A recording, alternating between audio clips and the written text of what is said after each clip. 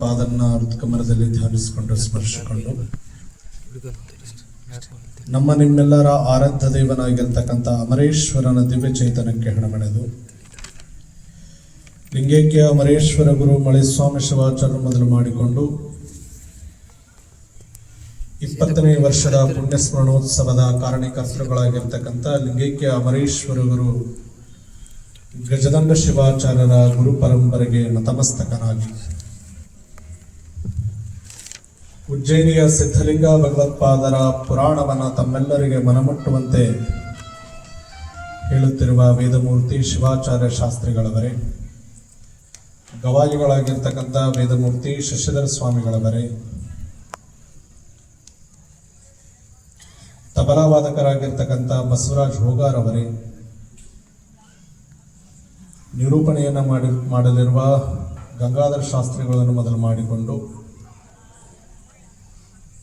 ಲಿಂಗಸಗೂರಿನ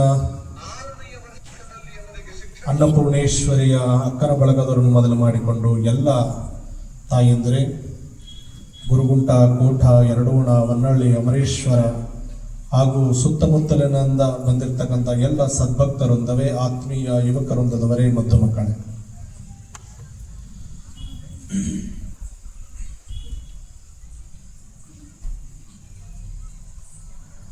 ಪ್ರತಿನಿತ್ಯನೂ ಕೂಡ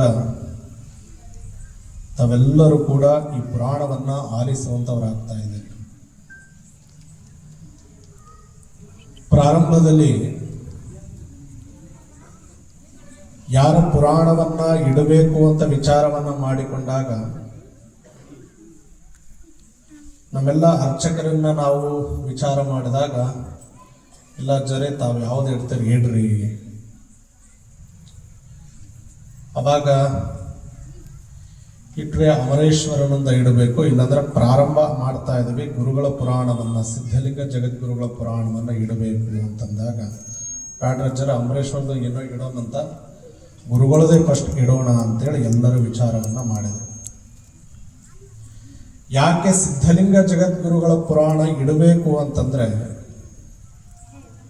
ಸಾಕಷ್ಟು ಪುರಾಣಗಳು ಅದಾವ. ಇವತ್ತು ಲೌಕಿಕ ಪಾರಮಾರ್ಥಗಳಿಂದ ಜಗದ್ವಿಖ್ಯಾತಿಯಾಗಿರ್ತಕ್ಕಂಥ ಕಲಬುರಗಿ ಶರಣಬಸವನ ಪುರಾಣ ಒಂದು ಒತ್ತಾದರೆ, ಎಲ್ಲ ಸಂತ ಮಹಂತರ ತಪಸ್ವಿಗಳ ಯೋಗಿಗಳ ಪುರಾಣವನ್ನು ತೆಗೆದುಕೊಂಡ್ರೆ ಸಿದ್ಧಲಿಂಗ ಜಗದ್ಗುರುಗಳ ಪುರಾಣ ಒಂದು ಒತ್ತಾಗಿರ್ತದೆ. ಸಾಮಾನ್ಯರ ಪುರಾಣ ಅಲ್ಲ. ಹೆಂಗಪ್ಪ ಅಂತಂದ್ರೆ, ನಮ್ಮ ನಿಮ್ಮೆಲ್ಲರ ಆರಾಧ್ಯ ದೈವ ಅಮರೇಶ್ವರ ಅದ್ಯಾನಿಲ್ಲಿ, ಗುರುಗಳು ಅದ್ಯಾರ. ನೀವೆಲ್ಲ ಹೇಳ್ತೀರಿ, ಯಪ್ಪ ಹೋಗ್ಬೇಕಾದ್ರ ಅಮರಗುಂಡಪ್ಪನ ಗಜದಂಡಪ್ಪನ ನೆನೆಸ್ಕೊಂಡು ಹೋಗಿನಿ, ಕೆಲಸ ಆಗ್ಯಾವ ಅಂತೇಳಿ. ಆದ್ರೆ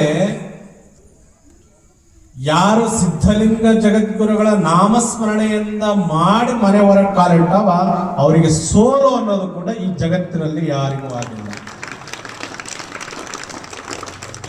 ಮುಂದೆ ಪುರಾಣದಲ್ಲಿ ಬರ್ತದ, ರಂಭಾಪುರಿ ಪೀಠದ ಉಳಿವಿಗಾಗಿ ಬುಕ್ಕಾಂಬುದಿಯ ಬೆಟ್ಟದ ಗವಿಯಲ್ಲಿ ತಪಸ್ಸನ್ನ ಮಾಡ್ತಾರೆ. ಆ ದೃಷ್ಟಾಂತ ಹೇಳ್ತಾರೆ. ಆಮೇಲೆ ಇವತ್ತಿಗೂ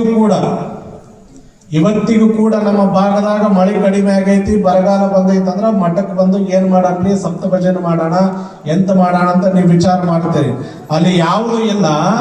ನಿಜವಾಗಿ ಎಲ್ಲಾ ಭಕ್ತರು ಶುಚಿರ್ಭೂತರಾಗಿ ಮಡಿಯಿಂದ ಗಂಗಾಸ್ತ ಪೂಜೆಯನ್ನ ಮಾಡಿಕೊಂಡು ಹೋಗಿ ಆ ಸಿದ್ಧಲಿಂಗರ ಅನುಷ್ಠಾನ ಮಾಡಿರ್ತಕ್ಕಂಥ ಜಾಗದಲ್ಲಿ ರುದ್ರಾಭಿಷೇಕ ಮಾಡಿದ್ರೆ ಸೂರ್ಯ ಅಸ್ತ ಆಗೋದ್ರೊಳಗೆ